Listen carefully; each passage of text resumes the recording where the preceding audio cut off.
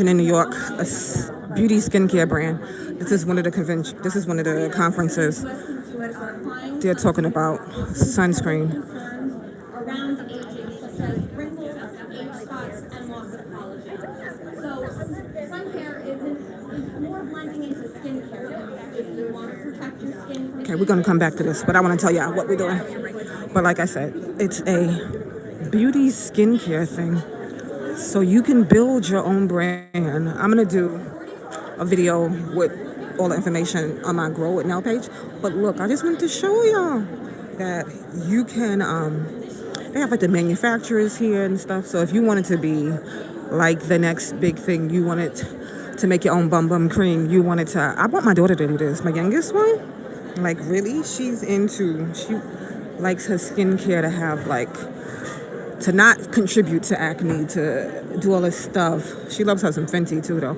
But like I tell her all the time, I'm like, you can start your own makeup brushes. They have that you can look at all these different things. Just so many different things. Like I'm in love here. Like I really am.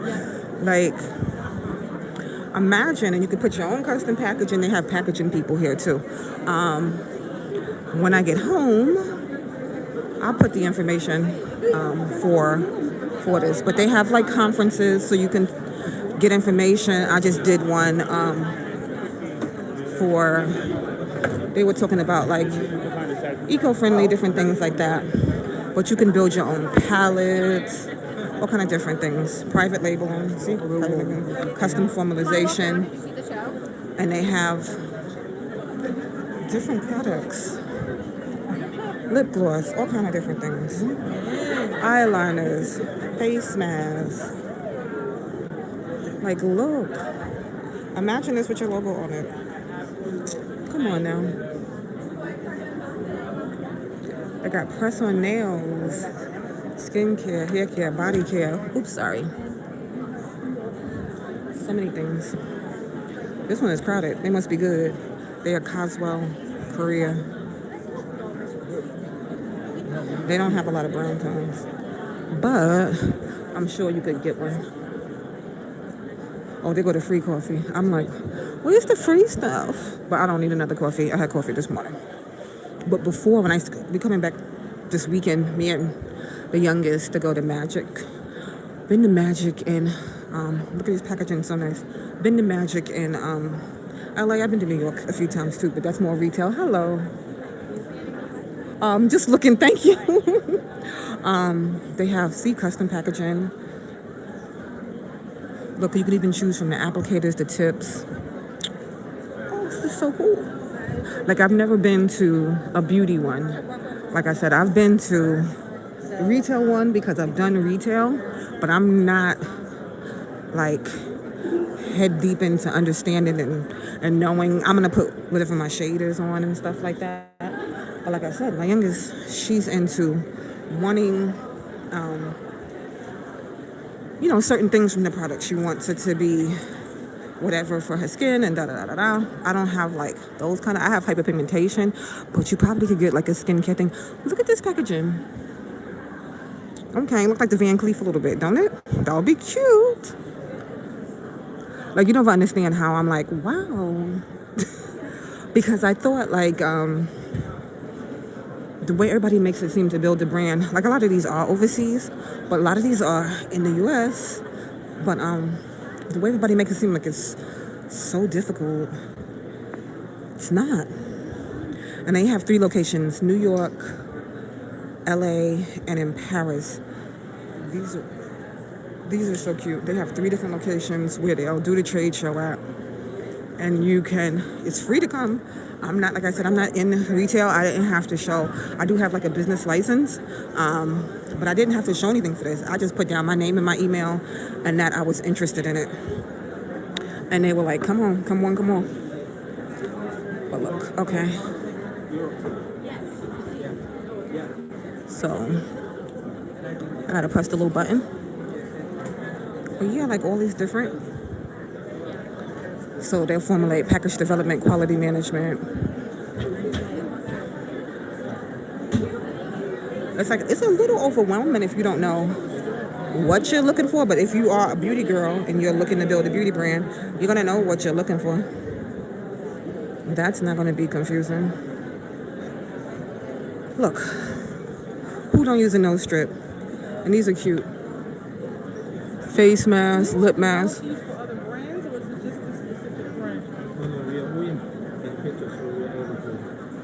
Like you'll do your custom packaging and all that and stuff. Could you change the formula and everything and stuff like that? Okay. So yeah, so you heard that? I'm not interested. I'm all in somebody else's business. Cause that's what I love to do. But yeah. Lipsticks. I love a good makeup brush. They have a few different places where you can get. You could look at this. So one material, plastic, like they recycle, I'm assuming. Oh, let's just walk the whole floor and see. They have like little special areas. Like I said, they have the speakers. They have that other one still going on. That was about like sunscreen and stuff, which I did not apply today. Shame on me, because I was rushing. And it is hotter than hot. But one of the ladies was saying what a SPF 50 out here in Australia is like an SPF 15. That's a dang shame. But look, the liners. I really might take her because she's at school now. If I gotta check my calendar and see if it's school break. But I really might take her. I don't know if you gotta be 18. She'll be 18 for that day, but they didn't look for no ID. But I really want to take her to the next one in LA because I know she's young, but I think that you should always explore opportunities, your passion, your whatnots, you know? Because why not? And if you have the opportunity, you have the backing, why not do it? But so they'll have brow pencils. This is over at 5, so it's over in a couple of hours. But look at them. The little palettes. They have so many different options. This one's super cute. And like I said, these could all be your custom packaging, all kind of stuff. This looks like you should spend some money on it. I like this one. So many cute ones. Oh, so he's doing like a little presentation there. So yeah, so like know what you want if you come to it. Know what you want and then get all the information you can get. But the place is called Makeup New York. So you can go to their website. I found out about this by going on the Jacob Jefferson website because I'm always on the Jacob Jefferson website. Now look at this here. And I just look for events. And I was like, let me sign up and go. Love that. But like, imagine what you can do. This a blush?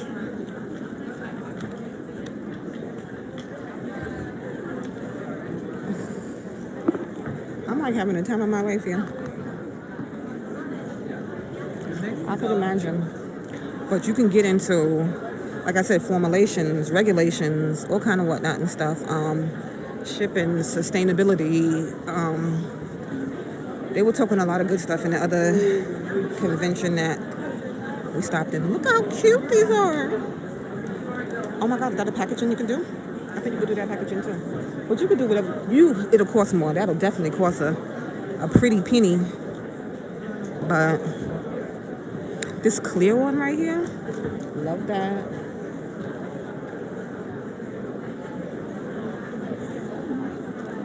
Yeah, so many. So you could, and then they have the other part that way. I think, like I said, I think they're done besides the sunscreen lady. I think they're done with the conventions, but you can get a lot of good information. Like I said, this is the last day of this one here in New York. but it's Makeup New York. But you can go to their website. But when I get home, I'm gonna try to put a link up for the.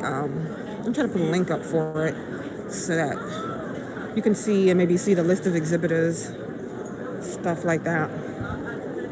But look at this skincare line, and then you could change nature-friendly cosmetics, concept from concept to shelf, premium customized cosmetics, skincare cosmetics manufacturer based in Korea. So you can talk to them, get pricing, and you can start with you don't have to start with a whole line. You can start with one product. Start with one product. See how that goes. Look at that. Pumpkin lifting massage. Okay. You can start with one product and just build up from that product. You could be the next Naked. You could be the next Urban Decay.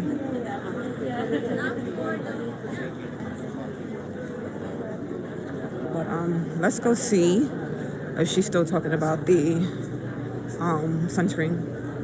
Then they have food, of course. I don't know, that's whited out. You can't really see it. But they have food, of course, that you can buy.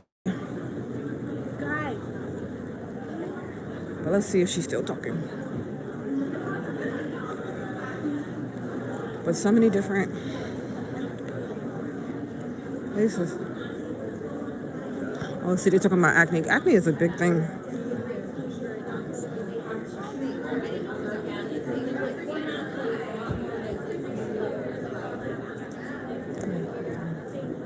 So now we're going to talk about where this category might be headed. As you said, it is considered an emerging trend right now. There's still a lot of white space, and there's a lot of cross combinations that you can create with products. So as consumer behaviors are evolving, staying ahead of the trends is critical to brands to innovate within the hybrid category. So the future lies within. They're talking about hybrid beauty. Intelligence with the beauty industry has already begun to see. Through skin analyses and even lifestyle analyses.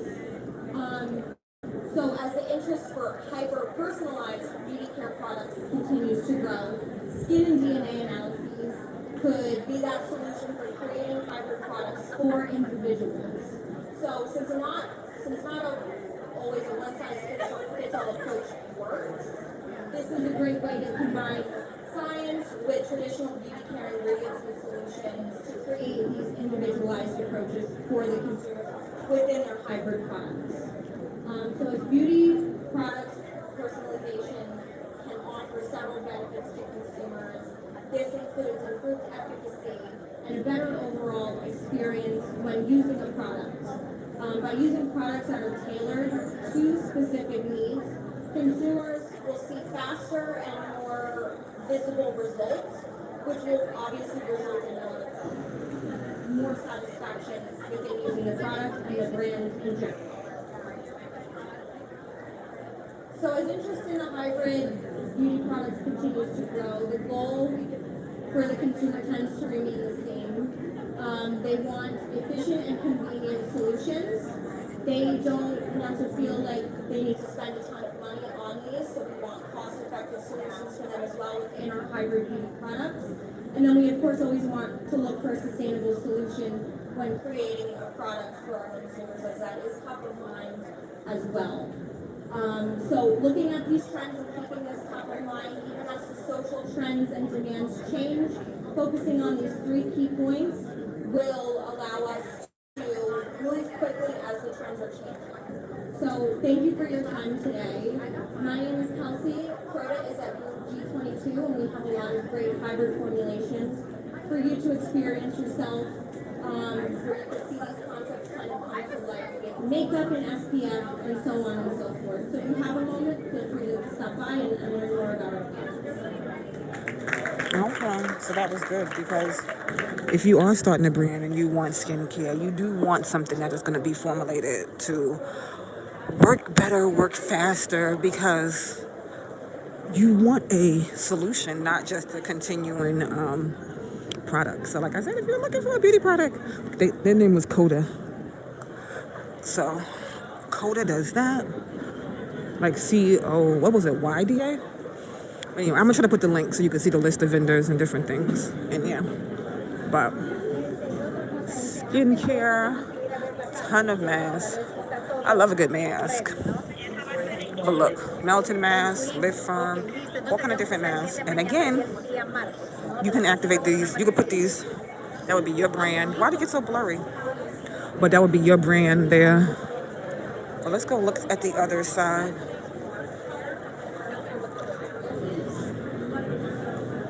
I love stuff like this. And it's like, it's cool if you want to start your own business and you want to get your tubes, mix it up in your kitchen, start out there, da da da da da.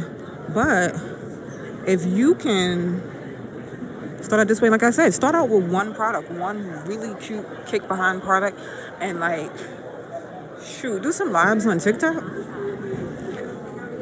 And then, are you, or what? Anyway, I don't know what the vlogger discount is, but this one right here, you see the packaging right there? That would be so cute. So who are they? But it's like, the makeup looks, you can get it to look like candy. So wouldn't that be cute? You could get the makeup to look like candy, different things. But let's go to the other side. This one is packaging. Like I said, they have a lot of different ones. And like I said, it's free to get the information. You can go around from vendor to vendor. It's a 2-day event. So like I said, today is the last day. They end at 5, so they end in a couple hours. But you can go from person to person, get all the information you need. Like, look how cute these are. So you can package your stuff in something cute like that. You could, and I can't say it enough, start with one. Shine lip glosses. Start with a lip gloss. Start with a hand cream. Start with start with just one. You could be the next YSL.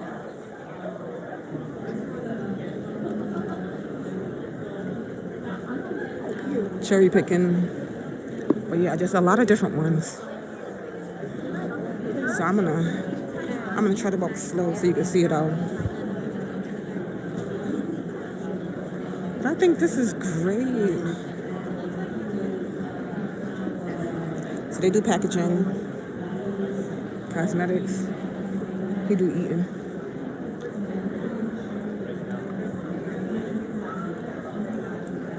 Oh wait, there's another conference. I thought they were done with conferences. Hold on, here we go. Here we go.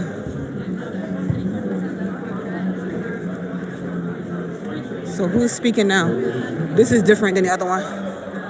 These are different speakers. I think they are. It's me, I'm back. I just left here, she just checked me out.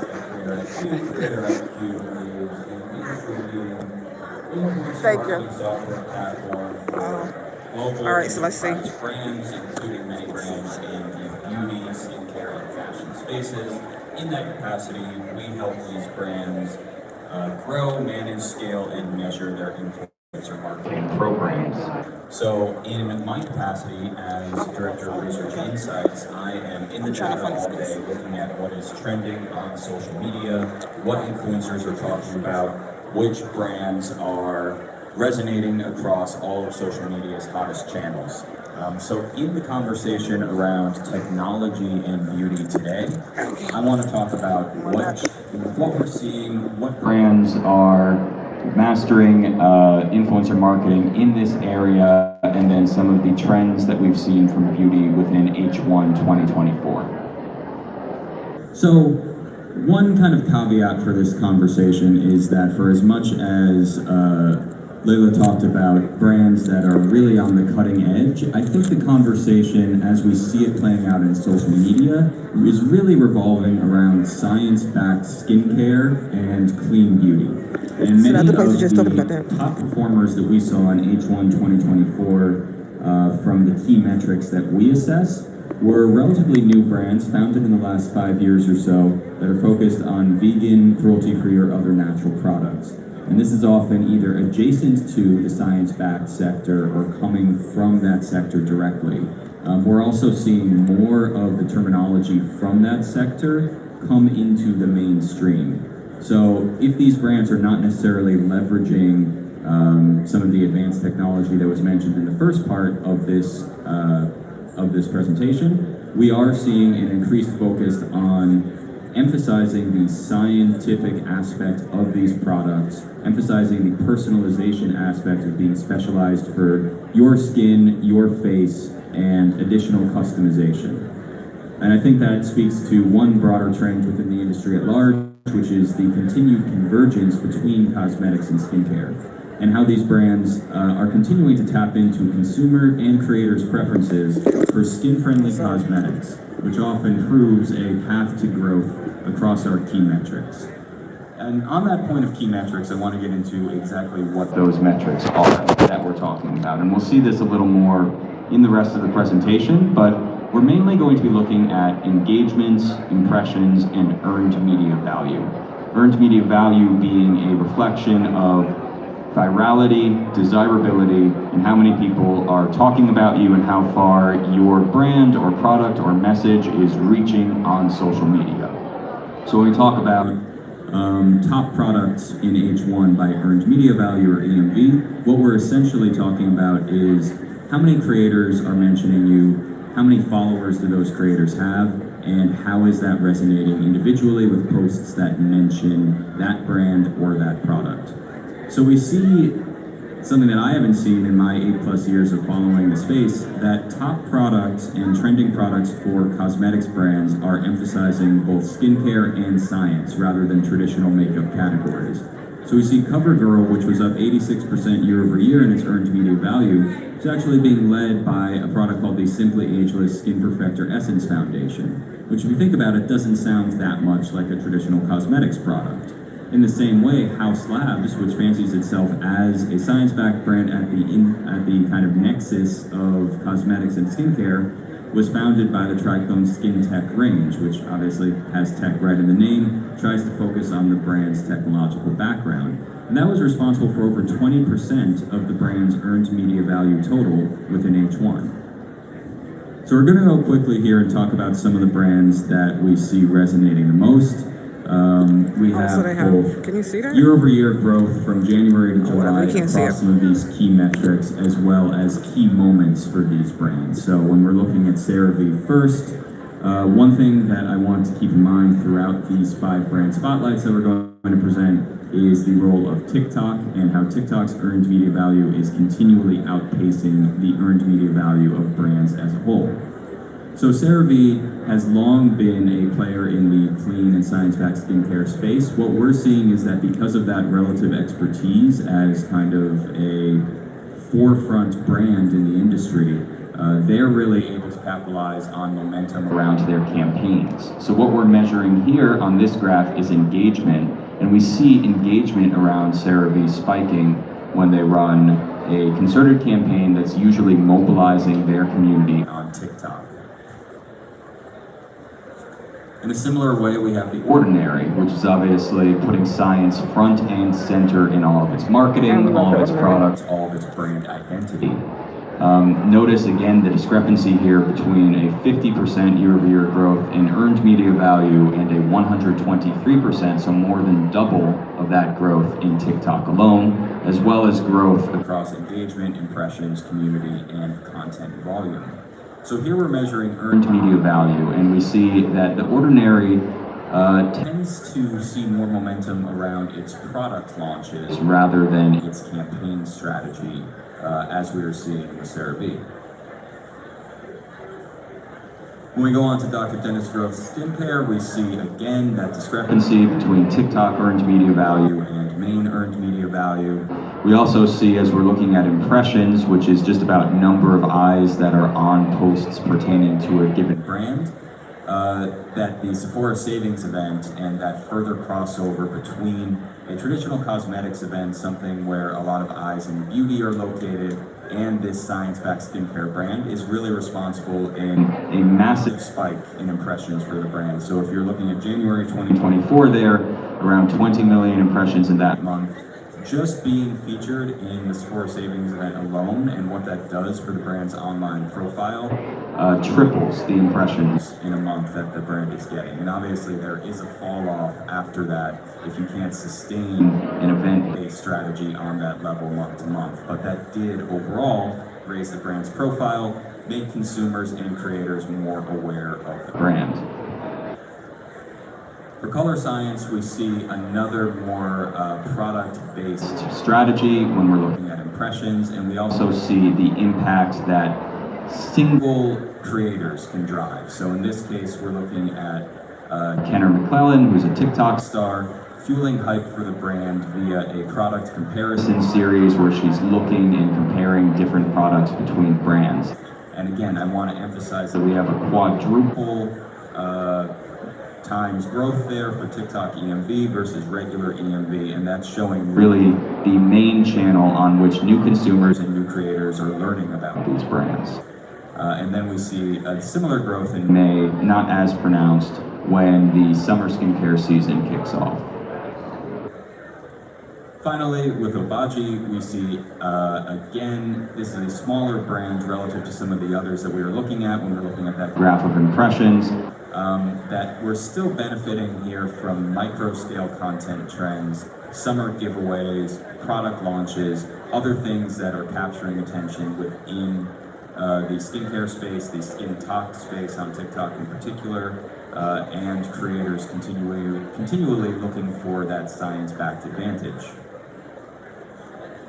So when we look at the takeaways from these standout brands, we see that they all take different roads to success in terms of the key metrics that we track, but certain themes do recur across these various examples. While larger brands rely on more concerted campaigns, as we saw with CeraVe, smaller brands are seeding organic enthusiasm for their products, often via product sends, via work with individual TikTok creators, and other smaller scale initiatives. We're continuing to see that link between cosmetics and skincare. That's been a factor for a while now. What we're now beginning to see as a distinguishing factor within that trend is the emergence of science-backed skincare in particular as an advantage relative to other brands within beauty. All right, and that concludes my portion of the presentation. Thank you very much. So there's 4 speakers. Also for you to understand also where the market is growing and how science also is influencing what we're seeing on social media as well. I'm going to move now to the ladies, to 2 ladies on my left. First on my left, Edna Coriel. She's co-founder and CEO of Mother Science. It's an entrepreneurial leader focused. She's an entrepreneurial leader focused on pioneering new technology to reshape the beauty industry. And it's really interesting because Mother Science is all about biotechnology and how you really leverage science in the skincare industry. So she's going to be talking a little bit more about her brand in a few minutes. And then Irina Mazur, so that's where we get the AI. We have the science and biotechnology and the AI. Irina, she's a Chief Product and Marketing Officer at Revive. Revive is a leading beauty technology company that empowers brands and retailers to deliver personalized AI-driven beauty and wellness experience. So again, we're going to learn a little bit more about this company. Irina has more than 25 years of experience and expertise in business development, go-to-market strategy, and A strategy. So you have the big picture of what's happening in all the fields, in all industry. So maybe I'll start with the first question, maybe to Mother Science, and actually I'm going to be So these are the asking conferences. to Okay. both of you the same question. Understanding a little bit about your role also at your company, going back maybe to the beginning of Mother Science for you, Edna. Can you tell us a little bit more? Absolutely. Thank you so much, everybody, for coming and listening. So we started quite a long time ago, even though we only launched last May, and really started with a question, a scientific question that we wanted to answer, and following our curiosity, which I think helps us stand out as a brand. From the very beginning, we weren't focused on building a brand. We were focused on research and understanding what malisatin does to the skin. And after 4 years of very, very rigorous research, that's when we finally decided, okay, we need to start a brand. This is an incredible ingredient and could add so much to the market. So I've been heavily involved in the product development process, research and development, and of course now in the CEO, so daily operations. But it's just been an incredible journey of how do you bring that biotechnology to life in the market and really take it from the epiphany in the very beginning, the scientific question, to patenting it, to scaling up manufacturing of a compound that's never been made before, and then to beautiful products on the market. Thank you. What about you, Reina? Well, good afternoon, everyone. Great to be here. Well, Relief is the personalization platform, technology platform, so I have a great opportunity to really kind of embrace two roles, being the Chief Product Officer and the Marketing Officer. On one hand, we're on the lookout for bringing the most innovative technology to the beauty brands and retailers to further personalize the consumer experience, drive consumer engagement, loyalty, increase basket size, and also bring this unique knowledge about the data so that the brands and retailers can actually stand out in the market. So looking out for the technology, what's happening in the industry, what's happening with the consumers and what they're looking for next is one part of what I do. And then on the other hand, how do you tell that story? How do you bring those solutions to market? How do you bring this awareness? So that's where the marketing comes in. And so we're really excited to be working with retailers and brands and bringing the cutting edge AI technology to our partners. Well, let's continue with you then, Irina. Maybe you can give us a little bit more information about how AI is really transforming how brands connect with consumers, how they use also your tool. Can you elaborate on a little bit more on how AI is enhancing connection? There's a lot of AI washing. A lot of people are talking about AI, and I guess there's biotechnology washing as well, or science washing, but there's a lot of that. Can you tell us the difference between AI? Sometimes only data it's called data AI, but it's not. So can you maybe clarify things for us? Oh, absolutely. I will try to do my best. AI has been around for quite some time, and I think what's happening over the years is AI just gains layers and layers of sophistication, and so a variety of AI technologies emerge. And on one hand, the technology becomes more sophisticated, more accessible. On the other, consumers become more demanding. And then yet another factor is we have immense amount of products in the beauty market with all the different characteristics, with all these unique trends that also were perhaps powered by AI. And so how do brands deliver this message to consumers? How do they stand out? Beauty industry is quite interesting. I think it requires variety, full spectrum of different AI technologies. From being able to do analysis of human face or to detect the skin metrics, characteristics, facial characteristics, and educate consumer perhaps on certain things that consumers don't really know about themselves or can't quite express about themselves, and then taking this unique characteristics, unique knowledge, and provide the right recommendations, truly deeply personalized recommendations on how to use all those products. A lot of products cannot be used together. Some of the products can complement each other. How do we not drown in the sea of information? So what we're seeing in the beauty industry specifically is there is a need for sophisticated computer vision so that you could do facial analysis, skincare analysis. There's a need for very sophisticated AI-based recommendation engines to provide the routines. There's a need for visualization technology, which is yet another flavor of AI, so that you could visualize how the makeup looks, how skincare would transform your face. All of that is different forms and layers of AI.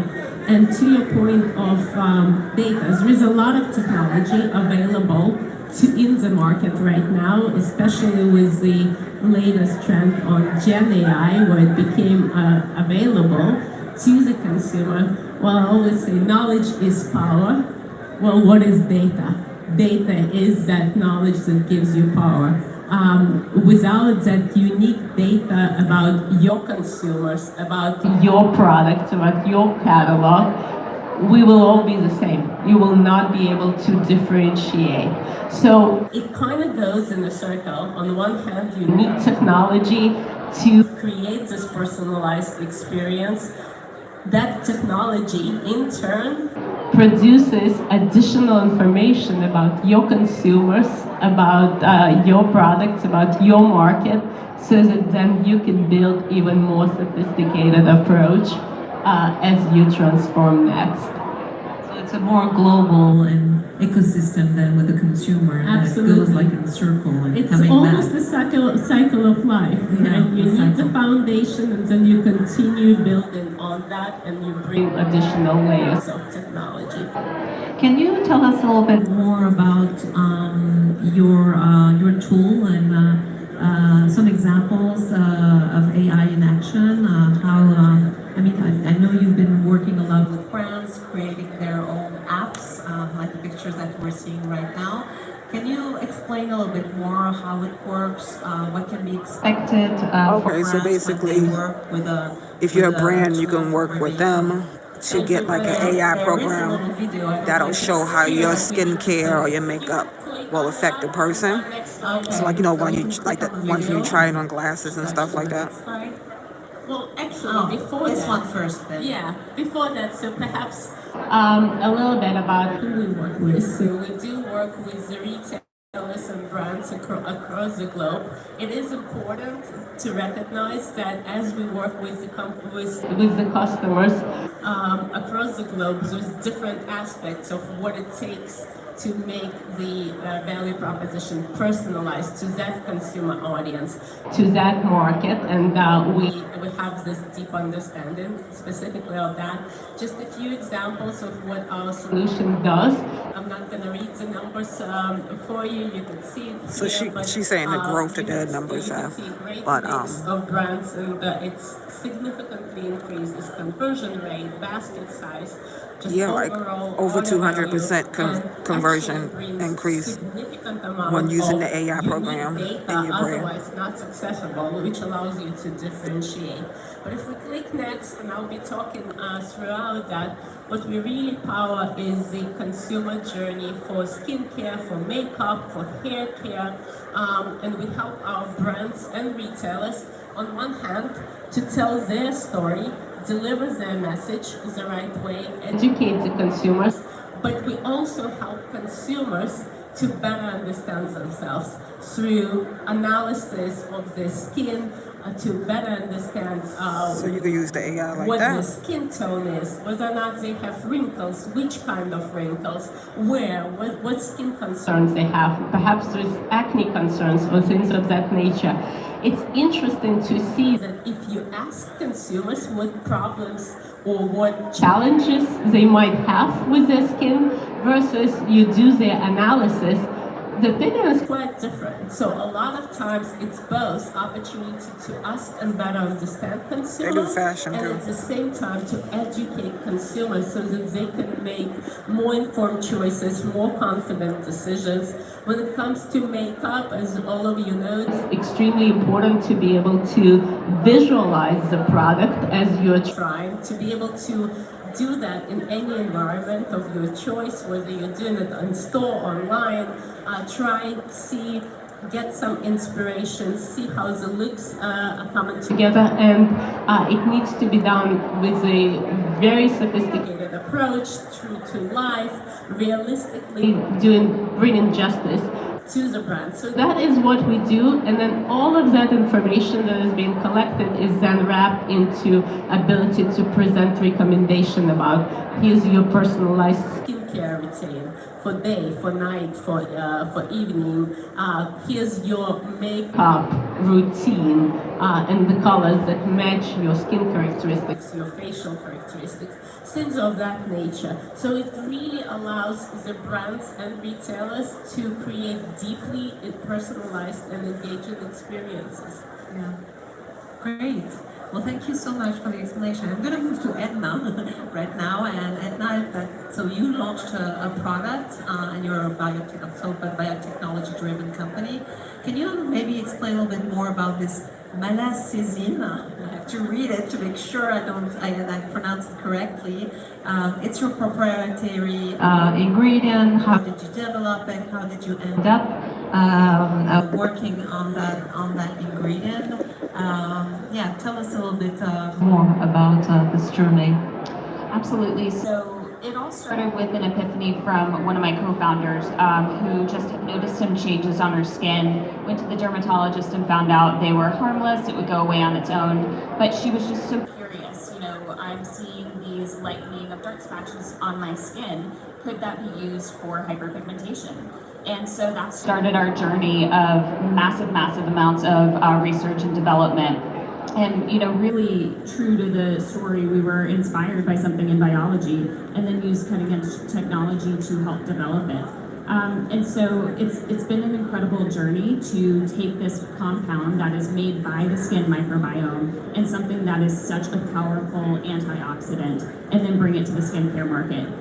One of the things that we found very early on is that it targets hyperpigmentation, dark spots, and sun damage in a novel mechanism. And that explains why it is so incredibly powerful and effective. Even being able to use it at a lower dosage in products, which, you know, kind of helps contribute to the sustainability of it as well. So yeah, it's a very powerful ingredient, and you know, really lends itself well to our first kind of foray into this space. Who were the first one using that ingredient, first company?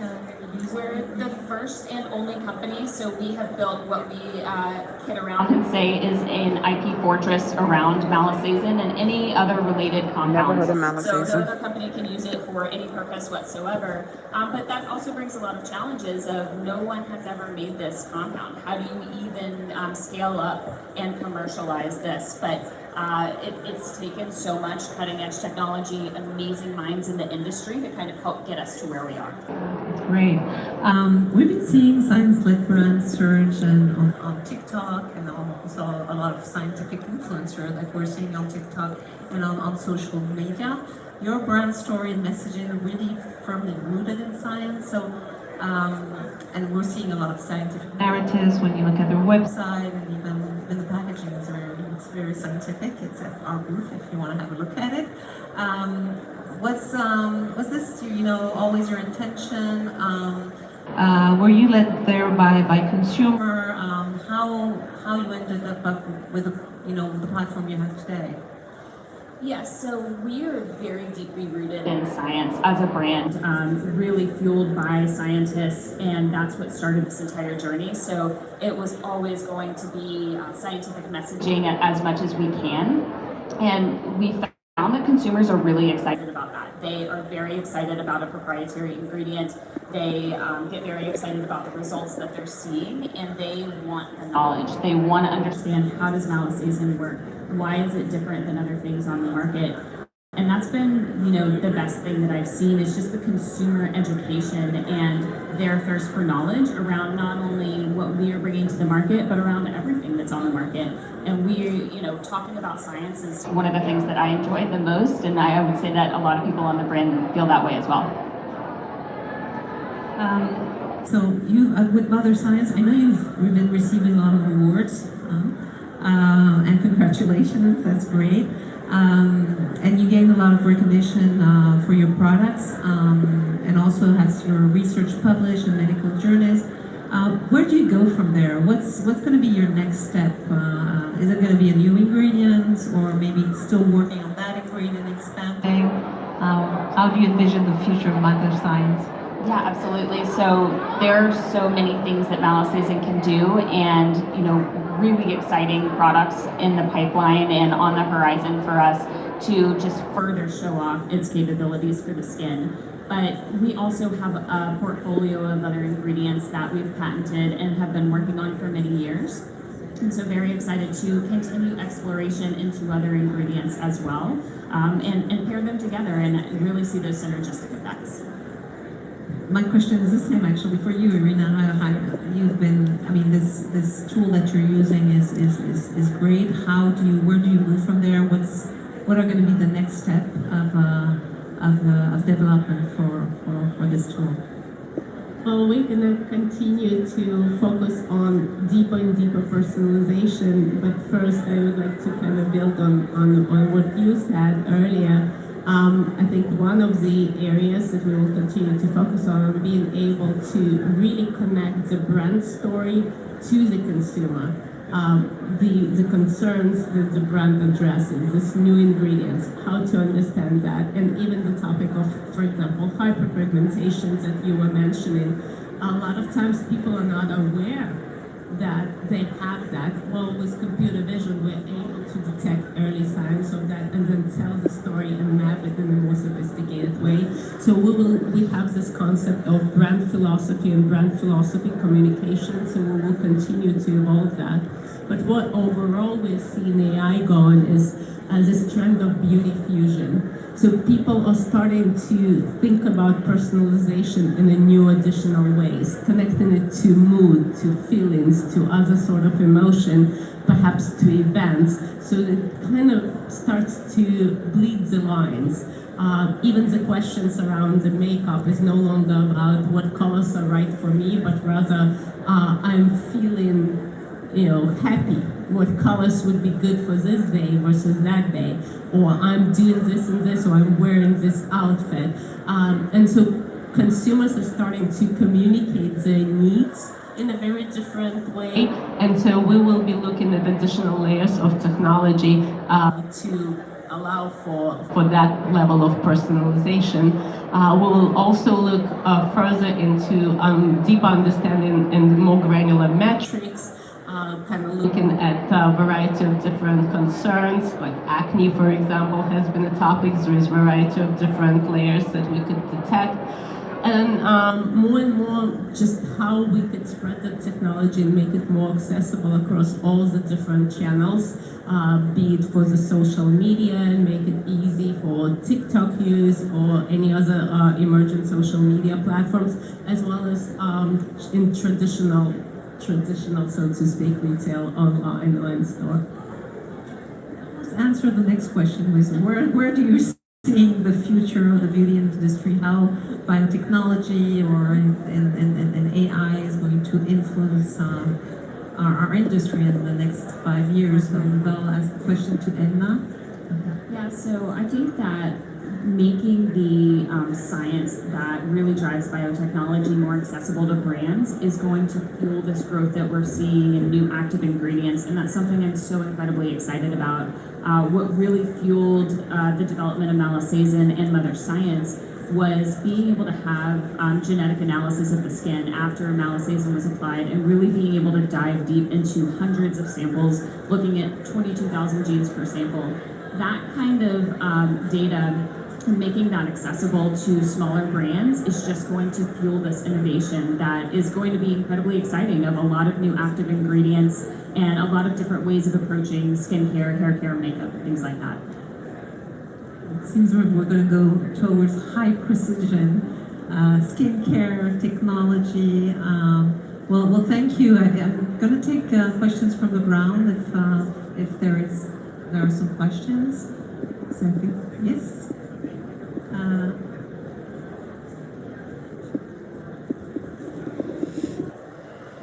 So that was interesting. Thank you very much. Let's see what the questions are. Dr. Navadayan. This was eye-opening for me. I, as a scientist that works in the industry for over 3 decades, I'm very happy to learn that the scientific terminology is spreading, deeper and into the public. But I have to say, I'm also a bit concerned about this because I see, and I don't want to sound arrogant, but I see some misunderstanding of the various terminologies, obviously by consumers, but also amongst marketing people, and I think that additional education is required first within the industry. If I can ask, marketing people here in the audience, how many of them really know what exosomes are, what synthetic biology is, what apoptosis is, what senescence is, all these terms that are being I had the first one. That's it. out there, big words that have so much behind them. How are we filling the gaps? I myself, I provide education to marketing and science and all of that, but I'm just one person, very small, so literally. So I just wonder if there is anything we could do as a community to bridge the gap.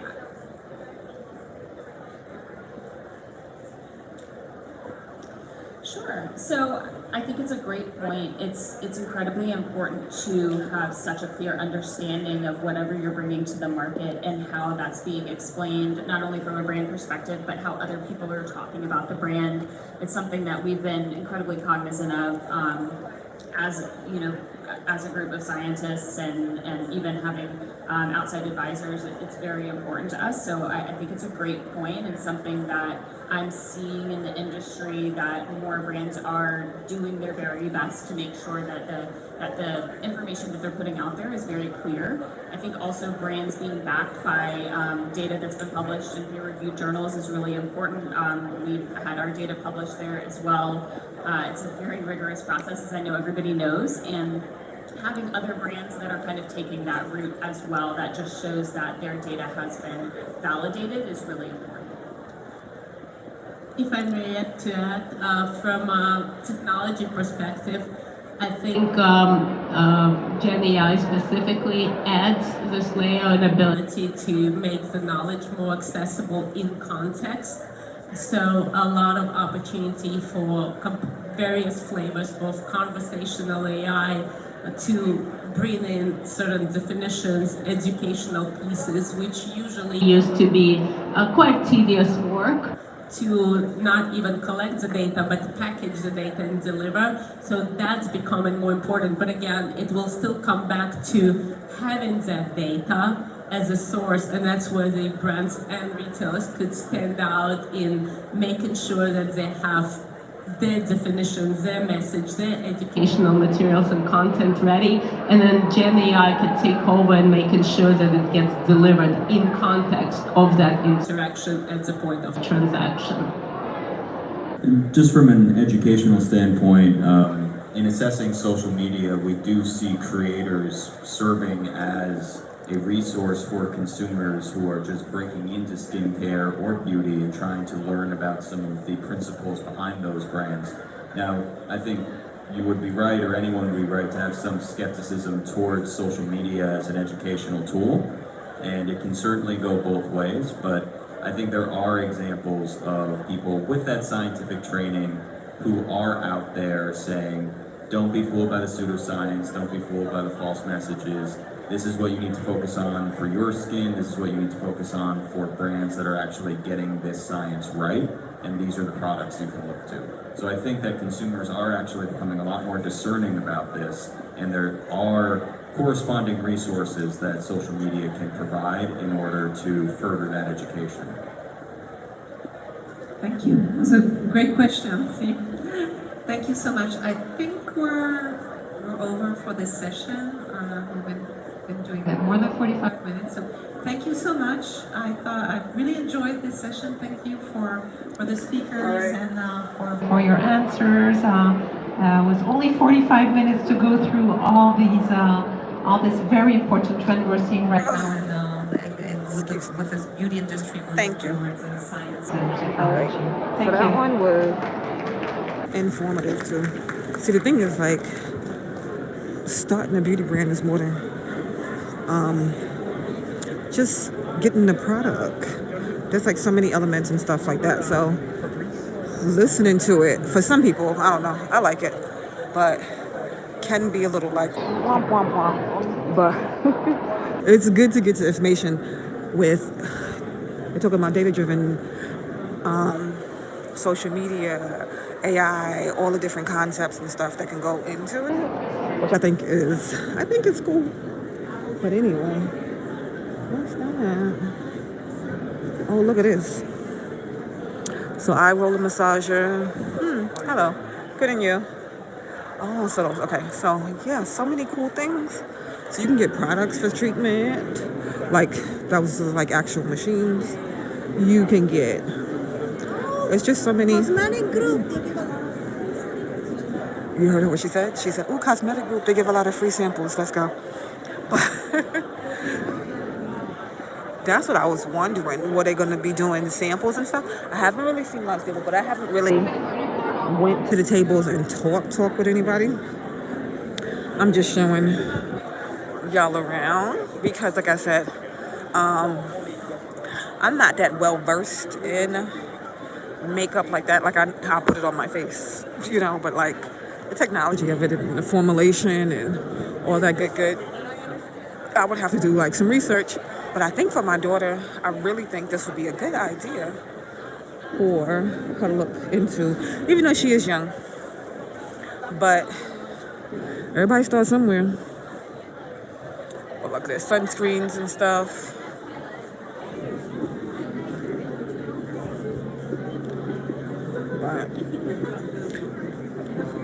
So I think we have really circled the whole thing. Like I said, when I get home, I'm gonna put this live, and then I'm gonna put the link for this in there.